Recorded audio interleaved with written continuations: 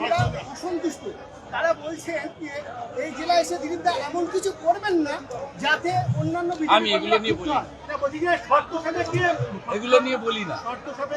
আমাদের পার্টির কোনো কলিগ নিয়ে কোনো কথা আমি বাইরে বলি না। আমাদের লড়াই মমতা ব্যানার্জি এবং অভিষেক ব্যানার্জির হাত থেকে ভারতকে বাঁচানো।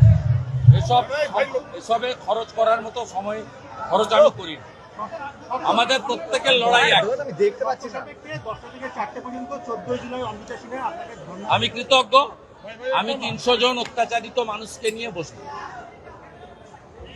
আমি কোর্টের কাছে আমার নীতিগত লড়াই ছিল। ভাইপো রাজভবনের গেটে বসলে 144 থাকে না, 5 দিন ধরে নাটক ড্রামা করেছেন। আমার এই লড়াইটা আমাকে কোর্ট আজকে আমার লড়াইকে কোর্ট সিলমোহর লাগিয়েছে। আমি এটাই চেয়েছিলাম। 1 মিনিট বসতে দিলেও সেটাই হতো জয়। 4 ঘন্টা বসতে দিয়েছেন।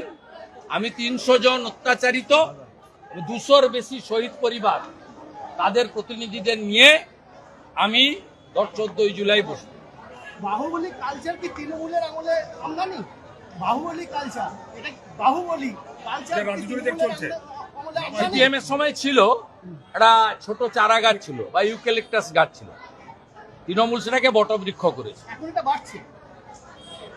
সিপিএম এর সময় ছিল বর্ধমানের আইনুল, শাসনের মজিদ মাস্টার, গড়বেতার সুশান্ত ঘোষ, হলদিয়ার লক্ষণ শেঠ।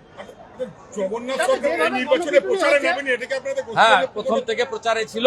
পার্লামেন্টে আছেন, আজকে সন্ধ্যায় পৌঁছাবেন, কাল থেকে দেখতে পাবেন। আপনি কোত্থেকে কি কোন চশমা দিয়ে দেখছেন? হ্যাঁ, জবকার প্রথম দিন থেকে জগন্নাথ দা আছে প্রার্থী ঘোষণা। পার্লামেন্টে আগে আপনারা জানেন, পার্লামেন্টে এবারে ইম্পর্টেন্ট ইস্যু ছিল। উনি এমপি হিসেবে শপথ নিয়েছেন, স্পিকার ইলেকশনে অংশগ্রহণ করেছেন।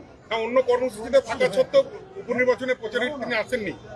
অন্য কর্মসূচিতে শুরু উনি করে দিয়ে গেছেন, প্রচার শেষ উনি করবেন। নবান্নতে পুলিশ কি ভরসা